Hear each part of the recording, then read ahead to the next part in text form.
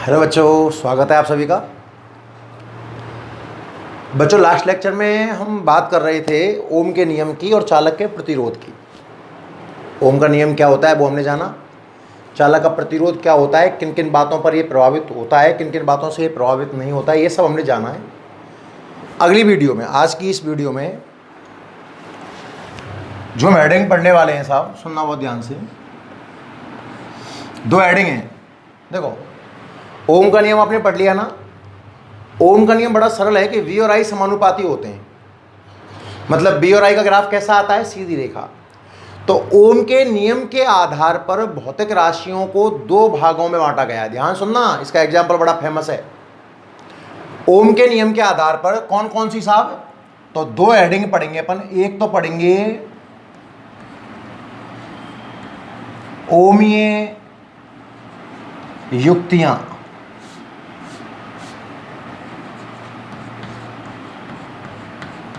पहला तो पढ़ेंगे हम ओमीय युक्तियां, ओमिक डिवाइस, और दूसरा पढ़ेंगे हम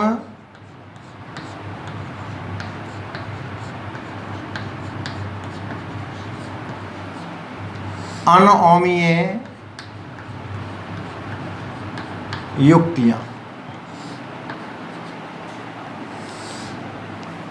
दो प्रकार की डिवाइस पढ़ने वाले हैं भैया। कौन कौन सी? ओमीय और अनोमीय। तो मेरे हिसाब से तो ये तो नाम से ही क्लियर हो जाना चाहिए। विचार करना, ओमीय युक्तियां कौन सी होंगी और अन लग गया, ध्यान रखना। अनओमीय, ओमीय मतलब जो ओमीय हो, मतलब जो ओम के नियम का पालन करें। सुनना बहुत ध्यान से, बड़ा सरल तरीका है। ओमीय युक्तियां बच्चों वे युक्तियां जो ओम के नियम को फॉलो करें, ओम्स लॉ को जो फॉलो करें, वो ओमिक डिवाइस। अब सर जी ओम के नियम को फॉलो कैसे करेंगे? उसके पीछे पीछे चलेंगे। फॉलो करने से मेरा तात्पर्य है बच्चों कि जिन भौतिक राशियों के लिए वी और आई परस्पर समानुपाती हों, या जिनके लिए वी और आई में ग्राफ सीधी रेखा आ जाए, वो तो कौन से साहब? ओमीय। और नाम देखना, अनओमीय। अनओमीय मतलब जो ओमीय ना हो, मतलब जो ओम के नियम को फॉलो ना करें, मतलब जिनके लिए वी और आई समानुपाती ना हो, या जिनके लिए वी और आई का ग्राफ सीधी रेखा ना मिलकर किसी अन्य प्रकार का हो, कोई और वक्र रहा हो। बच्चों नाम पढ़ो, नाम वापस पढ़ो, विचार करो, परिभाषा बनाओ। एग्जाम में कई बार इसका क्वेश्चन पूछा गया है। ओमीय और अनोमीय, ओमीय कौन सी होंगी और अनोमीय कौन सी होंगी? ध्यान से देखना।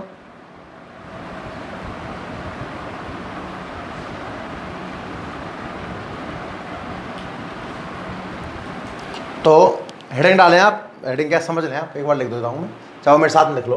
हेडिंग डालना ओमीय युक्तियां, है ना, और लिख लो ऐसी युक्तियां जो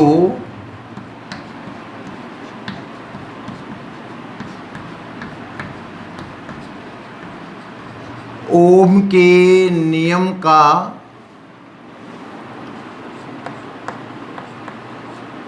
पालन करें। ऐसी युक्तियां जो ओम के नियम का पालन करें, अर्थात जिनके लिए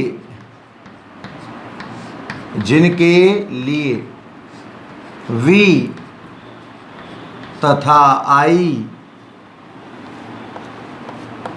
के मध्य ग्राफ सीधी रेखा हो। सीधी रेखा का मतलब क्या है बच्चों? मूल बिंदु से गुजरती हुई और एक्स अक्ष से एक कोण बनाती हुई। बहुत प्रकार की सीधी रेखाएं होती हैं ना। तो ऐसी युक्तियां जो ओम के नियम का पालन करें, ध्यान रखना, या जिनके लिए बी और आई ग्राफ सीधी रेखा प्राप्त हो, कॉमा लगा करके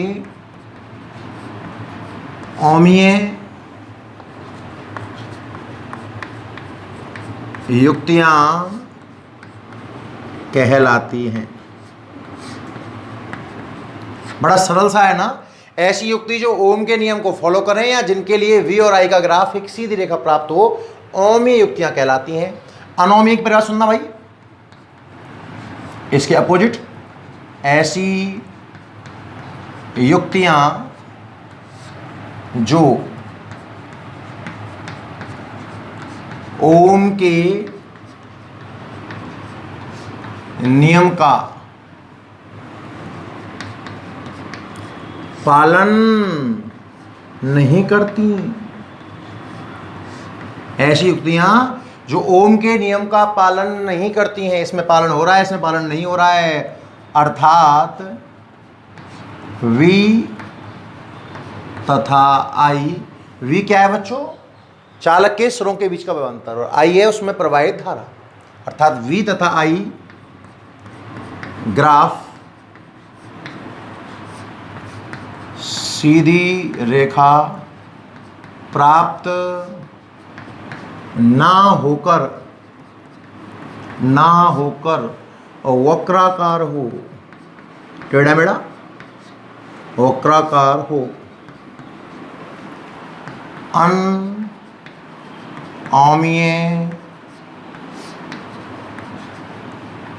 युक्तियां कहलाती हैं। बच्चों परिभाषा देखो मेरे को लिखाना पड़ता है, बाकी इसमें से कुछ भी नहीं है इस टॉपिक में। अपन ने पिछले 5 मिनट में जो पढ़ा है वो 1 सेकंड का खेल है। औमीय अनौमीय दो नाम है। औमीय जो ओम के नियम का पालन करे, जिनके लिए बी और आई का ग्राफ एक सीधी रेखा प्राप्त हो जाए, वो तो साहब ओमीय। और बात आती है अनौमीय की, ऐसी युक्तियां जो ओम के नियम का पालन नहीं करती, या जिनके लिए बी और आई ग्राफ सीधी रेखा ना प्राप्त होकर कैसा मिलता है साहब? वक्राकार। परिभाषाएं एग्जाम में नहीं पूछी जाती, इसका उदाहरण बड़ा इंपॉर्टेंट है, और वो भी अनौमीय का example is very very most important. और मेरी सलाह है कि आप इसको याद ही करेंगे। आएगा कैसे वो अपन देखते हैं। इसका एग्जाम्पल, निम्न ताप पर चालक,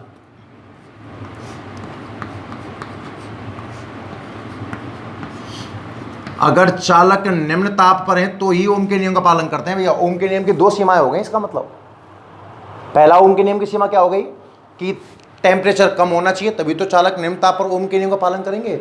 उच्च तापमान होगा तो ग्राफ मुड़ जाएगा, ध्यान रखना, वो देखेंगे अपन टेम्परेचर के प्रभाव में। और दूसरा इसका जो एग्जाम्पल है वो वेरी वेरी मोस्ट इंपॉर्टेंट है। अभी आपने नाम सुना नहीं है बच्चों, डायोड। जब अर्धचालक वाला चैप्टर पढ़ेंगे तो डायोड खतरनाक तरीके से पढ़ना है अपने को, बहुत सारा, पूरी कहानी, पूरा ग्राफ कहां से आया, कैसे आया। डायोड ट्रांजिस्टर, अच्छे से याद कर लेना, पूरी हेडिंग की हेडिंग है ये। जैसे आपने चैप्टर नंबर 1 में विद्युत द्विध्रुव पढ़ा, खूब बड़ा चौड़ा, ऐसे ही अपने को डायोड कम से कम 4 से 5 दिन पढ़ाऊंगा। ट्रांजिस्टर 4 से 5 दिन पढ़ेंगे। डायोड, ट्रांजिस्टर, विद्युत अपघट्य। अब अभी ग्राफ कैसे होते हैं वो बताना तो कोई मतलब वाली बात है नहीं है ना। तो ग्राफ तो अपन तब समझेंगे जब इन हेडिंगों को पढ़ेंगे, पर ये जो एग्जाम्पल है is the very very most. अभी जो अपन पिछले 10 मिनट में पढ़े हैं ना, उस पूरी कहानी का निचोड़ अगर कुछ पूछ सकता है तो यहाँ से क्वेश्चन उठ सकता है। बड़ी सरल, बच्चा यहीं पर आकर अटक जाता है, यहाँ तक पहुँचता ही नहीं है। ओमीय जो ओम के नियम का पालन करती हैं, वी और आई का ग्राफ सीधी रेखा प्राप्त होता है, समानुपातियाँ, कुछ भी परिभाषा बना सकते हो आप लोग। एग्जाम्पल ध्यान रखना, निम्न ताप पर चालक, निम्न ताप पर चालक है ना। और अनोमीय जो ओम के नियम का पालन नहीं करें, भाई फॉलो नहीं करें, बी और आई समानुपाती ना हो, ग्राफ सीधी रेखा ना होकर कैसा हो जाए, ग्राफ वक्राकार हो जाए, अनोमीय। Example very very most important हैं, डायोड, ट्रांजिस्टर, विद्युत अपघट्य वगैरह वगैरह। जल्दी नोट करें आप यहाँ तक।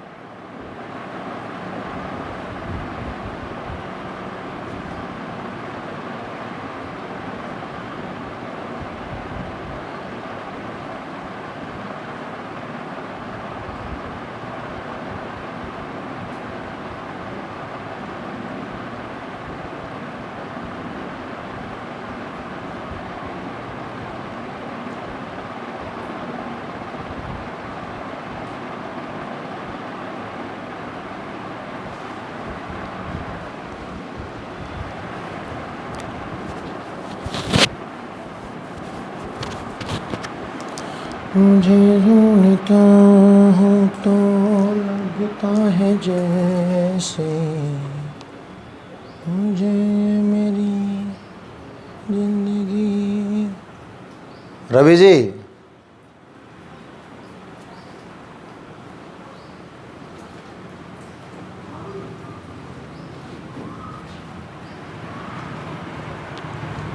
हाँ भाई, ठीक है। तो ये एक हेडिंग कंप्लीट हुई, अमीय और अनोमीय युक्तियां। क्लियर है? आगे बढ़ते हैं। नेक्स्ट,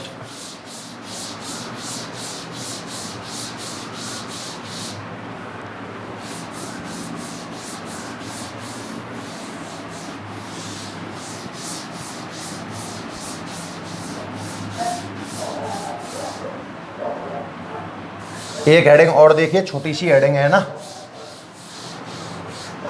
हेडिंग है ओम के नियम का सूक्ष्म रूप।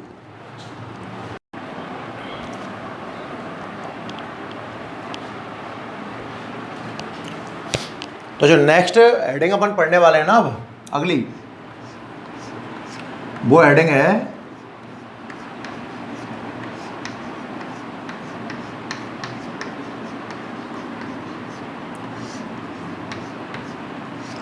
ओम के नियम का, पढ़ लो, हल्की सी एक है, सूक्ष्म रूप या सदिश रूप। क्योंकि धारा घनत्व कोर्स में है तो इसको पढ़ाने में फायदा है ना, काम आ सकती है। हेडिंग क्या पढ़नी है अपने को? ओम के नियम का सूक्ष्म रूप है या सदिश रूप। बात एक ही है। पहले होता है क्या है वो मैं आपको दिखा देता हूं बच्चों। ये संबंध है धारा घनत्व और विद्युत क्षेत्र की तीव्रता में। जे बराबर सिग्मा ही याद कर लो, बहुत सरल है। जे बराबर सिग्मा ई। ऑब्जेक्टिव क्वेश्चन में सीधा एग्जाम में पूछ लिया जाता है कि निम्न में से कौन सा ओम के नियम का सूक्ष्म रूप है या सदिश रूप है, तो आपका आंसर आएगा जे बराबर सिग्मा ई। अब साहब इसका अर्थ क्या है और इसे अपन निकालते कैसे हैं वो आप ध्यान से देखना। जे बराबर सिग्मा ई अपन किस तरीके से प्रूफ कर पाएंगे? बड़ा आसान है। देखो, आपने धारा और अपवाह वेग में एक संबंध पढ़ा था, I बराबर NEAVD। ध्यान से प्रूफ देखना, बड़ा सरल प्रूफ है इसका। मैंने आपको धारा और अपवाह वेग में संबंध पढ़ाया था ना, याद है क्या? लंबाई हमने L ली थी, अनुप्रस्थ काट A लिया था और एकांक आयतन में स्मॉल n इलेक्ट्रॉन लिए थे। कुल आयतन बन गया था AL। एकांक आयतन में मुक्त इलेक्ट्रॉन थे n, तो कुल मुक्त इलेक्ट्रॉन हो गए थे ALN। एक इलेक्ट्रॉन का आवेश था E, तो कुल आवेश हो गया था ALNE। और मैंने इस्तेमाल किया था I बराबर Q/T, तब जाकर के आंसर आया था भाई। आपको J लेके आना है, विचार करो, बड़ा आसान है। दोनों पक्षों में A का भाग दो, इसमें भी A का भाग दो और इसमें भी A का भाग दो। A से A कट गया, या ऐसे कहो A को नीचे लेके आ जाओ, एक ही बात आती है। तो I/A तो किसका रूप ले लेगा? J का। फर्स्ट लेक्चर याद करो आप, धारा घनत्व है, एकांक अनुप्रस्थ काट से प्रवाहित धारा, और NE अपनी जगह पर है ही है।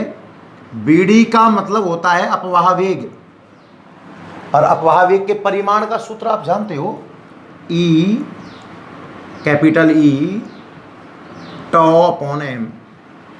यहां तक मुझे नहीं लगता कि बहुत बड़ी रॉकेट साइंस है। आपने धारा और अपवाह वेग में संबंध पढ़ा है ना, I बराबर NEAVD सबने पढ़ा है। दोनों साइड A का भाग दिया क्योंकि मुझे J चाहिए, और J आता है बच्चों I/A से। फिर अपवाह वेग की कोई वैल्यू नहीं है, अपवाह वेग को हटाने के लिए मैंने E τ/m जमा दिया। आगे बढ़ते हैं, ध्यान से देखना। इस पक्ष में तो J काम का है, इस पक्ष में E काम का है, कैपिटल E। और कैपिटल E ये दिख रहा, तो पहले कैपिटल E को लिखो और बची हुई चीज है कोष्टक में N small E square τ/m। अब सुनना बहुत ध्यान से आप लोग, ये जो चीज मैंने कोष्टक में लिखी है ना, एन ई स्क्वायर टॉ बटा एम। ये सूत्र है सिग्मा का, और सिग्मा को कहा जाता है चालकता। नाम सुनना, सिग्मा को क्या कहते हैं? चालकता। और बच्चों ये रो का अपोजिट है, ये भी भले याद कर लेना। और रो को कहते हैं प्रतिरोधकता, जो मैं अगली हेडिंग पढ़ाने वाला हूं। मतलब मैं तो बड़े आसान शब्दों में ये कहना चाह रहा हूं कि ये सूत्र है सिग्मा का। सिग्मा जमा दूं तो J बराबर सिग्मा ई, यही तो है ओम के नियम का सूक्ष्म रूप। वेक्टर फॉर्म में लिखना हो तो J के ऊपर वेक्टर और E के ऊपर भी वेक्टर, तो बन गया J वेक्टर बराबर सिग्मा E वेक्टर। अब बन गया सदिश रूप। कितना आसान खेल है। देखो 2 सेकंड का है, दोबारा देख लो आप ध्यान से। हमें पढ़ना है ओम के नियम का सूक्ष्म या सदिश रूप। तो रूप क्या है पहले तो वो अपने दिमाग में होना चाहिए। देखो लास्ट का जो निष्कर्ष है वो तो अगर मुंह जबान याद हो जाए तो बहुत शानदार बात है। J बराबर सिग्मा ई, वेक्टर फॉर्म में लिखना है तो J के ऊपर वेक्टर और E के ऊपर वेक्टर। चूंकि हमने ओम का नियम पढ़ा है और कोई ओम के नियम को सदिश रूप में लिखवा ले, आ सकता है। प्रूफ कैसे करना है? धारा और अपवाह वेग में संबंध आप सब जानते हो, I बराबर होता है NEAVD। इस A को नीचे लेके आ जाओ, या दोनों पक्षों में A का भाग दो, एक ही चीज निकल करके आएगी, NEVD। I अपॉन A तो ले लेगा J, और NEBD बन जाएगा बच्चों E टॉ अपॉन M। तो ये J और E को छोड़कर जो N E स्क्वायर टॉ बटा M बचा, ये सिग्मा है साहब। तो सूत्र आ गया J बराबर सिग्मा। उम्मीद करता हूं बड़ी आसानी से आपको समझ में आ गया होगा। छोटी सी हेडिंग है, 10 मिनट की लास्ट। तो हेडिंग लिखें आप,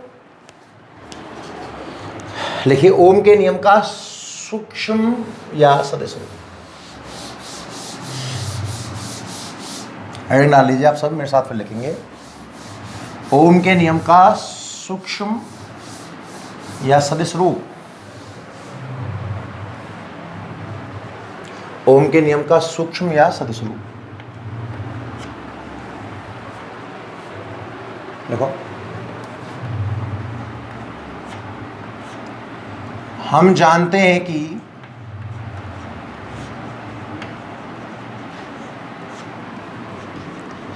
विद्युत धारा तथा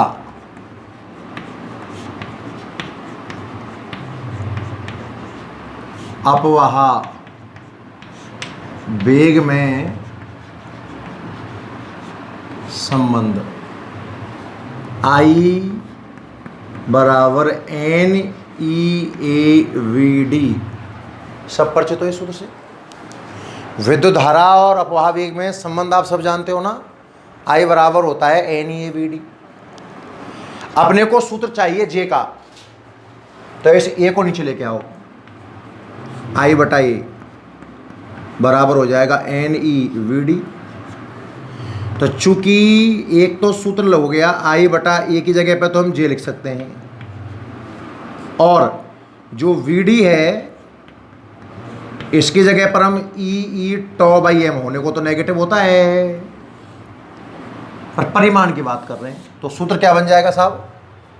I बटा A का स्थान कौन ले लेगा? J बराबर NE और BD E tau by M। तो J बराबर देखो N small E E square tau by M, capital E बचेगा, और NE square tau by M का मतलब होता है बच्चों सिग्मा, चालकता। तो आ गया J बराबर सिग्मा E। और अगर सदिश रूप लिखना हो इसका, सदिश रूप लिखना हो इसका, तो J वेक्टर बराबर sigma E vector. J vector बराबर होगा सिग्मा E वेक्टर। नोट कर लीजिए जल्दी चलो।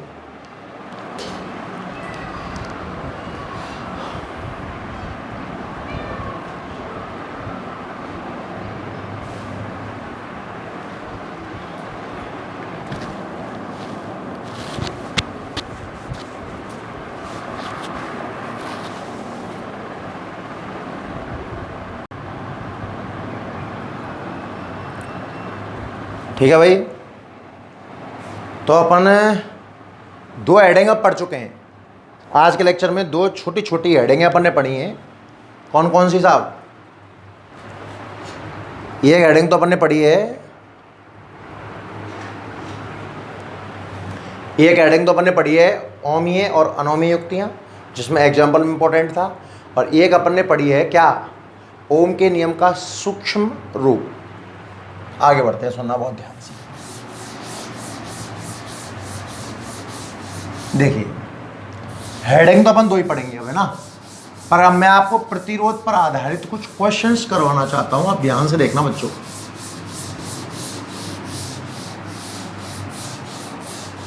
बहुत अच्छे अच्छे क्वेश्चन है ना।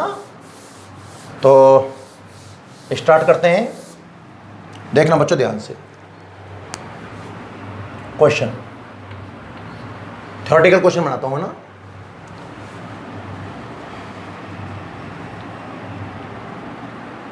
किसी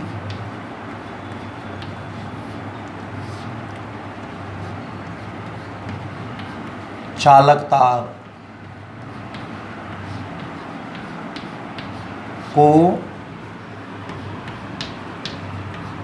काटकर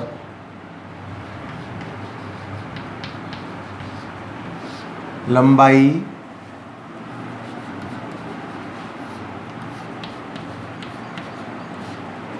आधी कर दी जाए।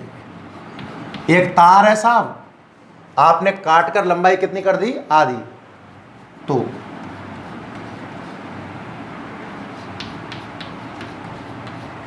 चालक तार के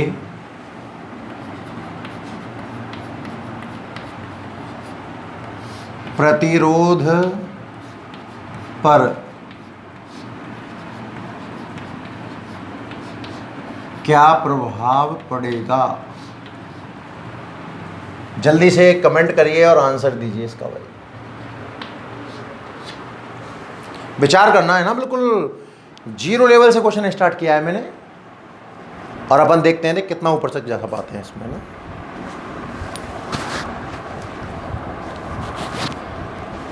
कमेंट करो तो जल्दी से। किसी चालक तार को काटकर लंबाई आधी कर दी गई है, तो प्रतिरोध पर क्या प्रभाव पड़ेगा? देखो ध्यान से, देखो ध्यान से। तरीके से कराता हूं पहले ना, फिर 1 सेकंड में जवाब आ जाएगा। आप मान लीजिए बच्चों की माना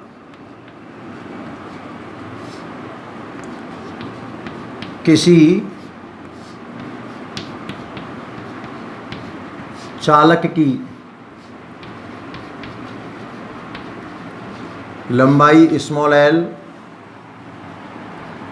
कॉमा अनुप्रस्थ काठ कैपिटल A तथा प्रतिरोध R है। एक तार मान लिया हमने साहब, तो R का सूत्र हो जाएगा रो L बटा A। ये आपको समझ में आया क्या भैया?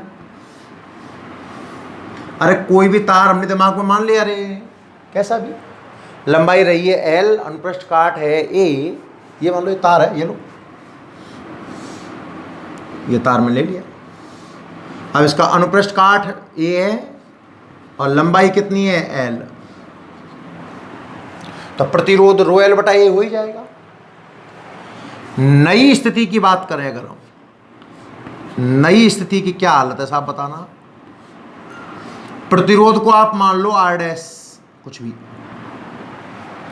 अब विचार करना, रो, मैंने रो अभी आपको प्रतिरोधकता में कल पढ़ाऊंगा, क्योंकि एक साथ काफी हेडिंग हो जाएंगी, मजा नहीं आएगा। रो का मतलब बच्चों प्रतिरोधकता है, और ये पदार्थ की प्रकृति पर डिपेंड करता है। अज्यूम कीजिए कि एक लोहे का तार था, और जब आपने काट कर, इसको काट करके आपने आधा कर दिया, मतलब ये हालत कर दी इसकी, आपने देखना ये हालत ऐसी, आपने कैंची से इसको काट दिया साहब, तो लंबाई शायद आधी हो गई होगी, लंबाई आधा किया है बोल रहा है साफ साफ, पर मोटाई पर कोई फर्क पड़ने वाला नहीं है। और बच्चों लोहे का तार लोहे का ही तो रहेगा, ये थोड़ी है कि काट दिया है तो साहब लोहे का तार सोने में कन्वर्ट हो गया। प्रकृति थोड़ी बदलेगी। मीन्स रो की जगह तो रो ही आएगा। और लंबाई क्या बोल रहा है, कांग्या कांग्या, लंबाई आधी कर दिए साहब, लंबाई आधी कर दिए साहब। एल की जगह पर आएगा L/2 और बटा अनुप्रस्थ काठ मोटाई अपरिवर्तित रही है ना, ये आएगा। थोड़ा ढंग से लिखूं तो क्या आप इसको 1/2 और ब्रैकेट में रो L/A लिख सकते हो क्या? 1/2 ये अलग कर लिया और ये चीज़ R है तो R डैश की जो वैल्यू आएगी वो आएगी R/2।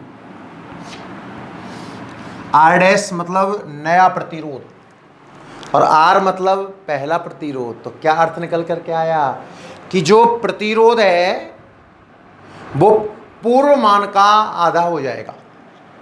नया प्रतिरोध पुराने प्रतिरोध का कितना हो जाएगा बच्चों? आधा, यानी कि 1/2 गुना हो जाएगा। अब ये बात अपन डायरेक्ट भी कह सकते थे, क्यों नहीं कही, उसका रीजन भी बहुत गहरा है। भाई सर आपने कहा था कि प्रतिरोध में जो लंबाई है लंबाई के समानुपाती है, R बराबर रो L/A। तो जो हरकत लंबाई ने करी वही हरकत प्रतिरोध ने करी। क्या आपने लंबाई आधी करी थी तो प्रतिरोध भी तो आधा हो जाएगा। 1 सेकंड का जवाब है। कहानी समझ में आई आप सबको? आगे बढ़ते हैं बच्चों, इसको नोट करो पहले तो एक एक क्वेश्चन बिल्कुल 0 से शुरुआत है। मैं कहता कि मोटाई दुगनी कर दी गई है तो उसके हिसाब से आंसर आता है ना, आप सब समझते हो। इसको नोट करें आप जल्दी से।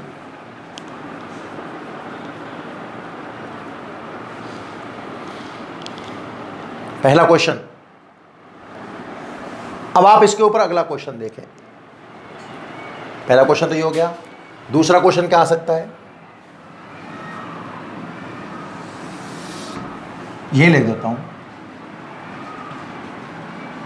यदि अभी तो मैंने लंबाई आधी करी, अब मैं लंबाई दुगनी करना चाह रहा हूं। यदि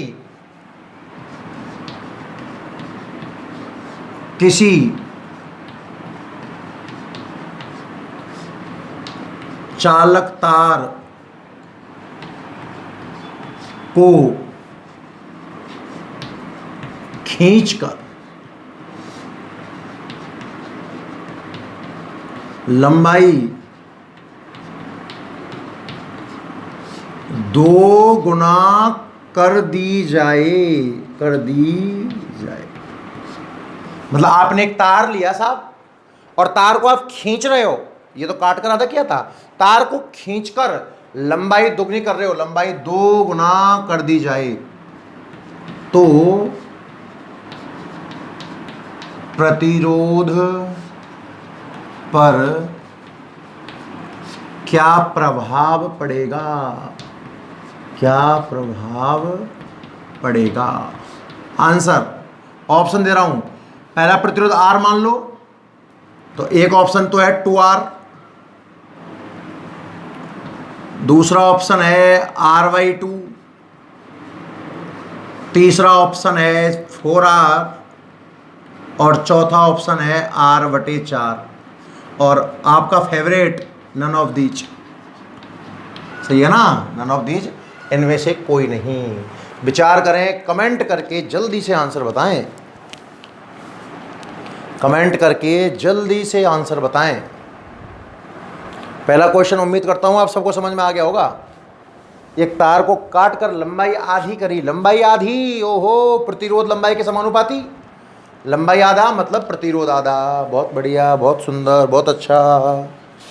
जल्दी कमेंट करो, जल्दी कमेंट करो, जल्दी कमेंट करो। अब तार को खींचकर लंबाई 2 गुना, अच्छा लंबाई 2 गुना है, प्रतिरोध लंबाई के समानुपाती तो प्रतिरोध भी 2 गुना। यही आंसर आया जो कि 100% गलत है।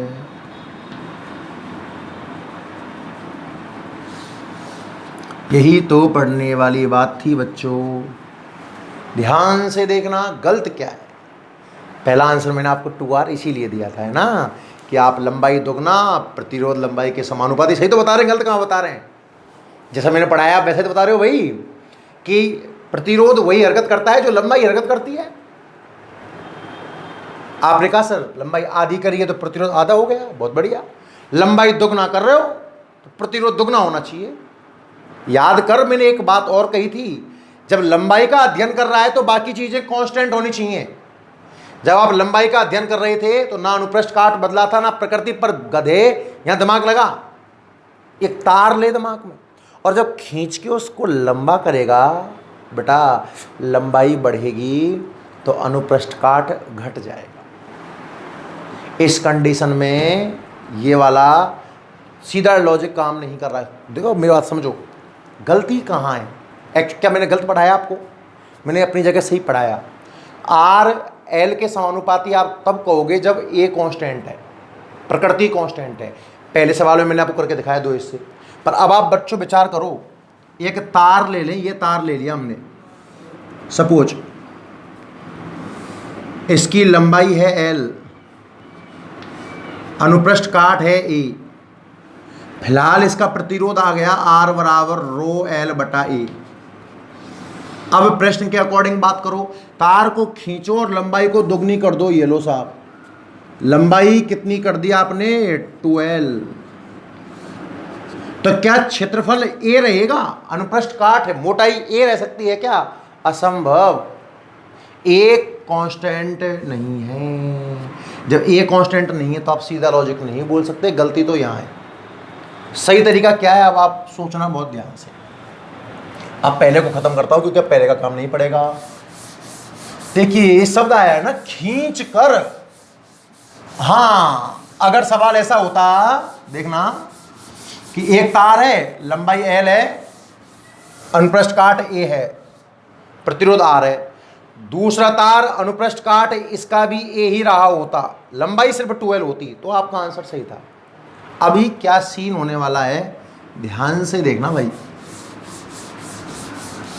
तो कम से कम 2R तो आंसर नहीं है ए।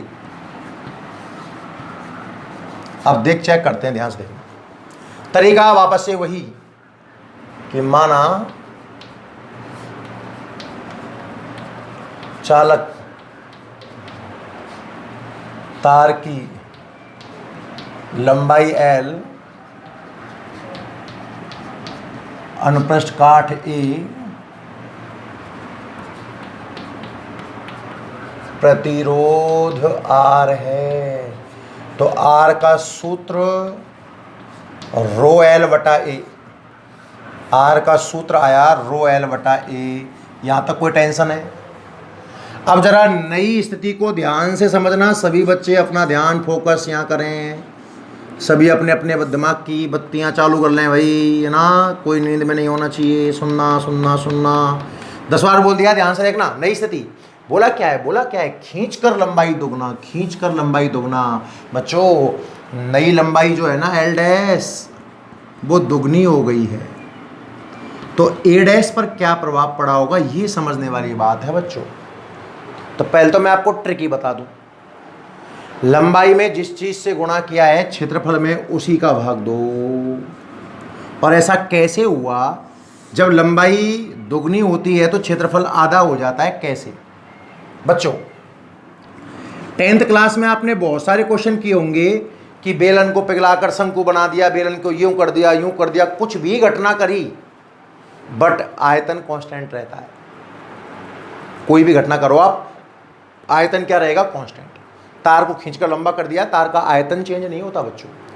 तो पहली स्थिति में आयतन, मतलब आयतन नियत रहता है खींचा खांची करने में।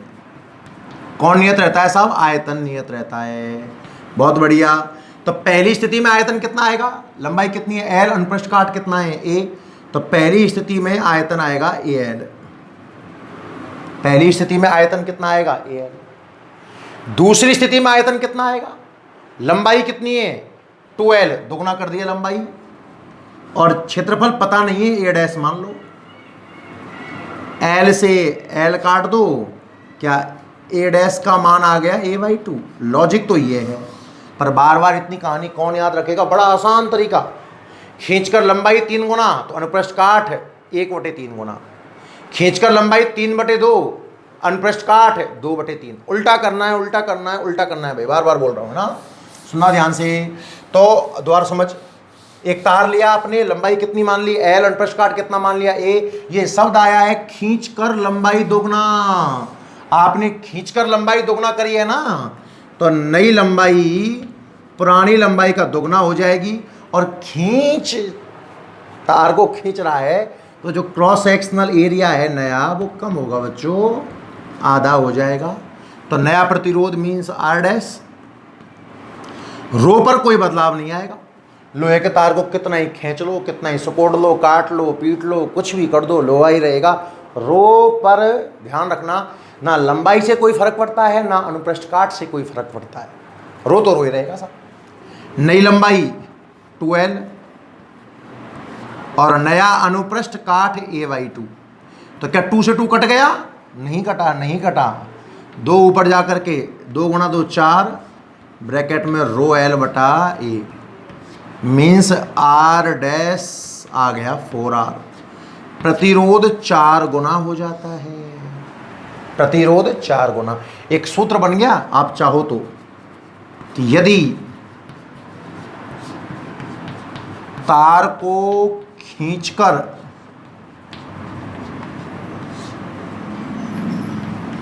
लंबाई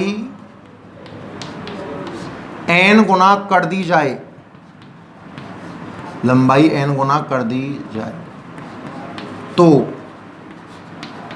प्रतिरोध n स्क्वायर गुना हो जाता है। सीधा याद कर लो, कुछ ना समझ में आया हो तो। कैसे हो जाता है वो आपको समझ में आ गया ना। जो गुणांक लंबाई का आएगा वो अनुप्रस्थ काट में नीचे जाएगा, और नीचे से ऊपर आएगा तो फिर उसी का स्क्वायर हो जाएगा। ध्यान रखना है ना। नोट करो, ये क्वेश्चन बहुत शानदार क्वेश्चन है अपने आप में। अगला क्वेश्चन इससे भी शानदार कराएंगे, जल्दी से नोट कर लो आप।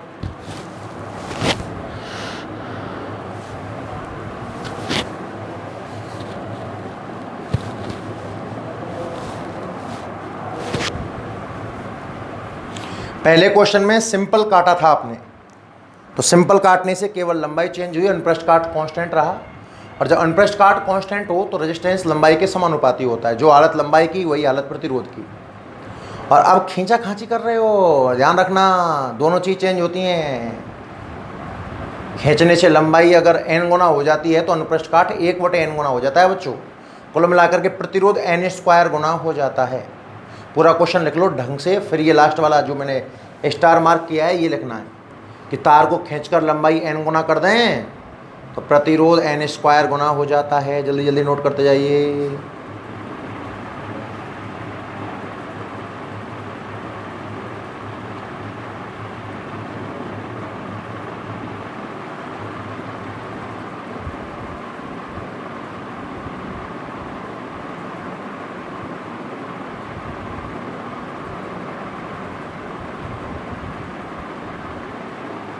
ठीक है साहब। अच्छा, इन दोनों ही क्वेश्चन में प्रतिरोधकता पर, रो पर कोई प्रभाव नहीं पड़ रहा है ना। ये अपन कल वाले क्वेश्चन में शामिल कर लेंगे। चीज़ों को नोट करें आप जल्दी से, फिर अगला क्वेश्चन कराते हैं।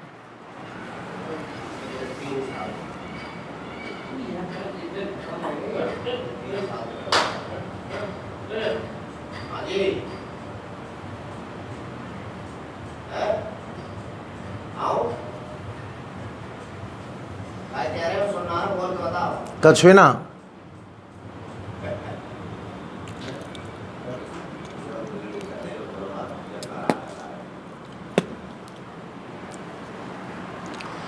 हाँ भाई लिख लिया।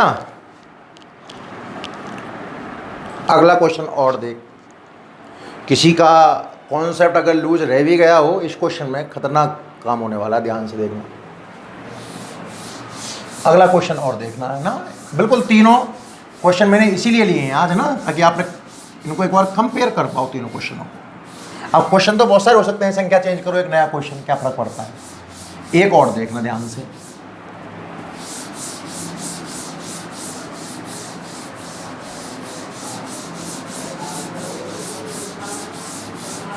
एक मोस्ट इंपॉर्टेंट क्वेश्चन बनता है भाई ना, और अब आप कर सकते हो इस क्वेश्चन को। मैं आपके लिए 5 मिनट का समय दूंगा ये क्वेश्चन करने के लिए। यदि किसी चालक तार को खींचकर त्रिज्या आधी कर दी जाए, आधी कर दी जाए। पहले समझो, ये बात समझ में आ गई ना अपने को। एक चालक तार है साहब, इसको खींचोगे, जाहिर सी बात है त्रिज्या कितनी होगी, कमी होगी। मैंने आधी कर दी, आधी कर दी जाए तो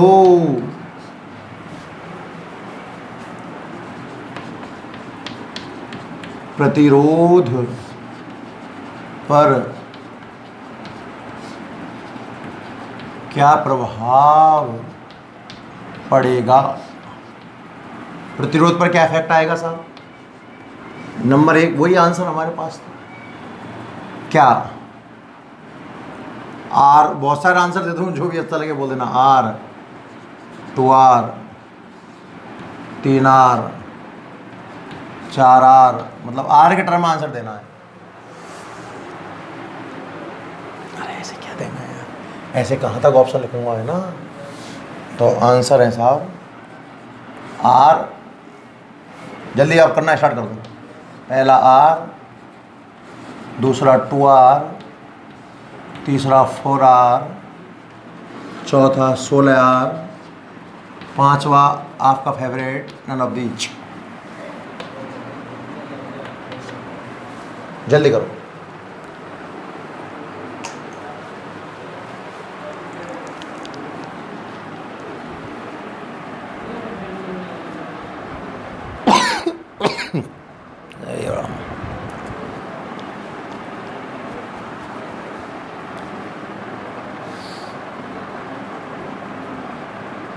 ये क्वेश्चन करके दिखाओ जल्दी से ना, आपके पास 5 मिनट का समय है। जल्दी, हर एक बच्चा ट्राई करेगा भाई।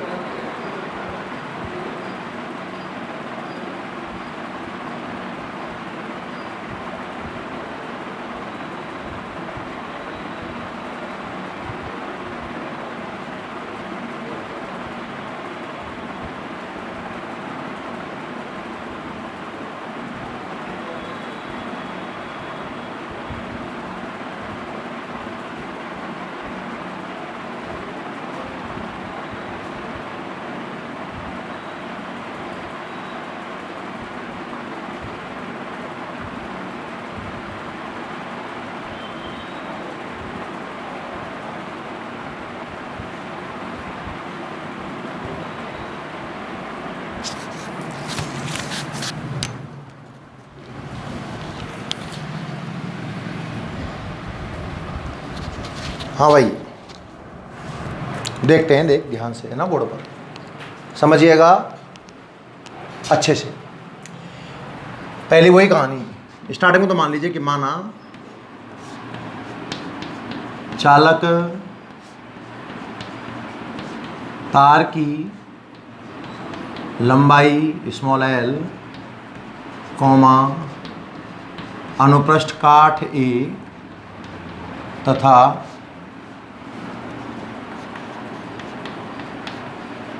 प्रतिरोध कैपिटल R है। तो फिर R का सूत्र बन गया रो L बटा A।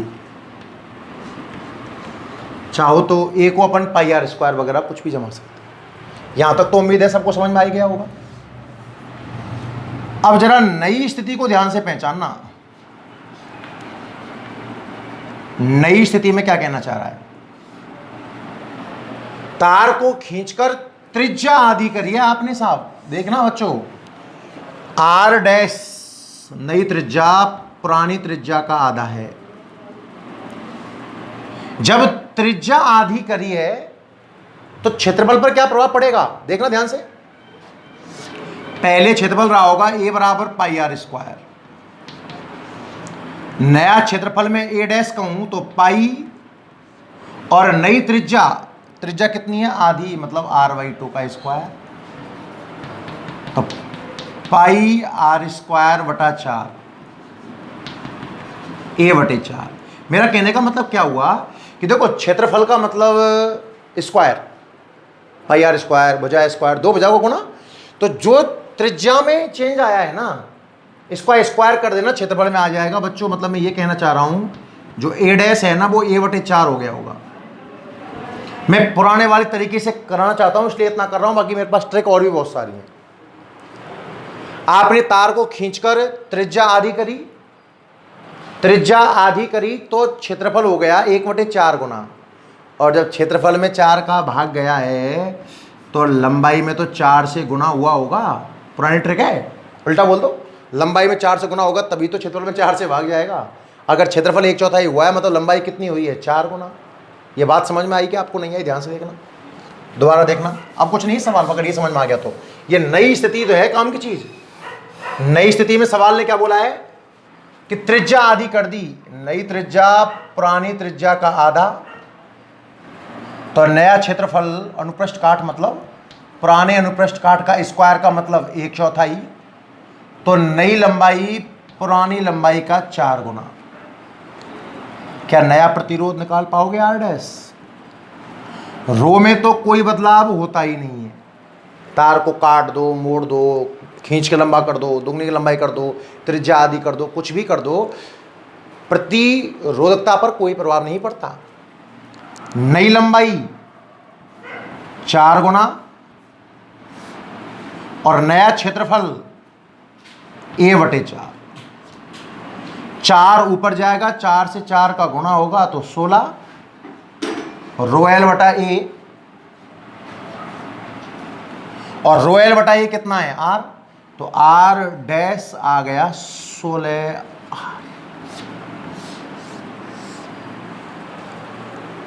खींचकर लंबाई दुगना करे तो n स्क्वायर, और त्रिज्या आधी करे तो n की पावर 4।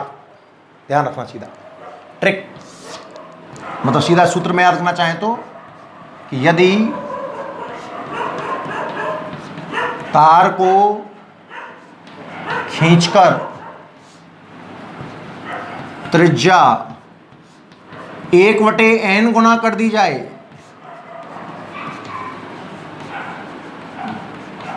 तो प्रतिरोध n की पावर 4 गुना होगा। सूत्र याद करना चाहो, अब कैसे आया आपको समझ में आ गया होगा ना। r डैश आपने r/n किया तो a डैश a/n स्क्वायर हो जाएगा, और l डैश n स्क्वायर गुनी हो जाएगी। जब आप r डैश निकालने जाओगे तो रो l डैश की जगह पर n स्क्वायर l, और a डैश की जगह पर a/n स्क्वायर, मतलब n की पावर 4r। कैसे भी पढ़ लो, जैसे आपकी इच्छा, पर पढ़ लो भाई, नोट करो, काफ़ी इंपॉर्टेंट क्वेश्चन है, ध्यान रखना। Right answer 4। अब कितनों का सही है आप देख लीजिए ध्यान से।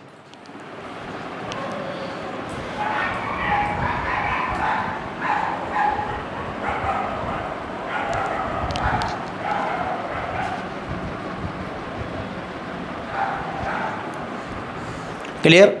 अब इनसे संबंधित ही एक क्वेश्चन और देख लेते हैं, नोट करते जाओ भाई। इनसे संबंधित ही एक क्वेश्चन और देख लेते हैं।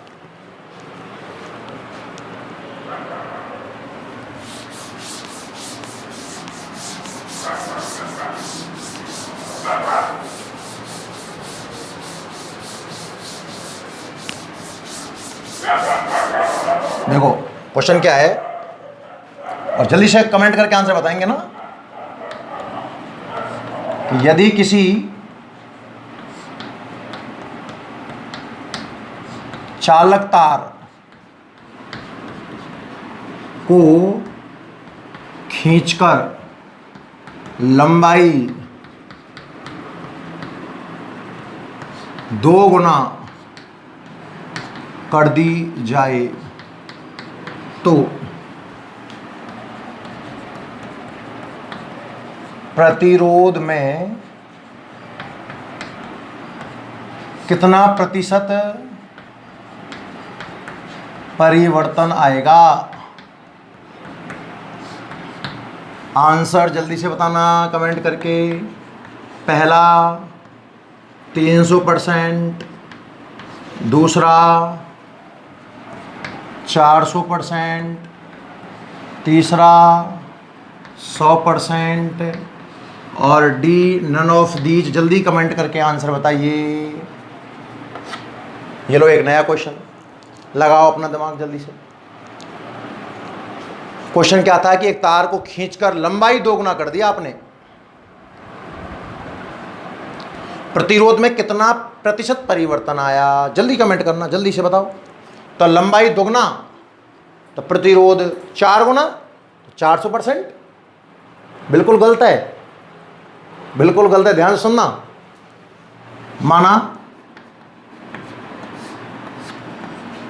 R1 आप मान लीजिए, R समीकरण नंबर 1, पहला प्रतिरोध R मान लिया, तो क्या दूसरा प्रतिरोध, ध्यान से देख, खींचकर लंबाई 2 गुना, प्रतिरोध n² गुना, मतलब 2 का स्क्वायर 4 गुना, प्रतिरोध नया प्रतिरोध 4 गुना। यहां तक आप पहुंच गए होंगे बेटा। नया 4 गुना है पर 400% की वृद्धि थोड़ी है। परसेंटेज परिवर्तन याद है क्या? अंतिम माइनस प्रारंभिक, 11th क्लास याद हो तो, प्रारंभिक गुना 100%। किसी भी चीज में परसेंटेज परिवर्तन निकालने का सूत्र है अंतिम माइनस प्रारंभिक बटे प्रारंभिक गुना 100। तो परसेंटेज परिवर्तन देख लो। अंतिम तो हो गया 4R माइनस प्रारंभिक R बटे R गुणा 100। तो परसेंटेज परिवर्तन आएगा ऊपर कितना, 3R, नीचे R गुणा 100। R पार हो गया, परसेंटेज परिवर्तन आया साहब 300% की वृद्धि हुई। ध्यान रखना, पॉजिटिव है इसलिए। Is your right answer. Concept आपको पता था। परसेंटेज में आप हो सकता है कि दिक्कत आई हो, वापस ध्यान से दे, नोट कर जल्दी से।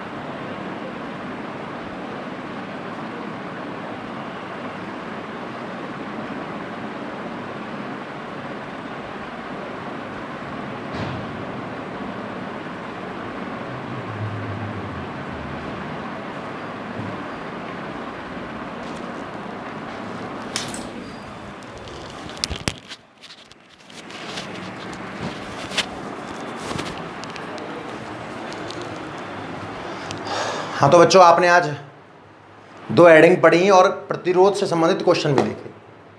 ठीक है, वीडियो पसंद आता है तो भैया इसको लाइक और शेयर भी किया करें। ठीक है, जुड़े रहिए लगातार। कल फिर मिलेंगे बच्चों इसी वक्त। ठीक है, जुड़ने के लिए सभी बच्चों का धन्यवाद। आप नोट कर लीजिए।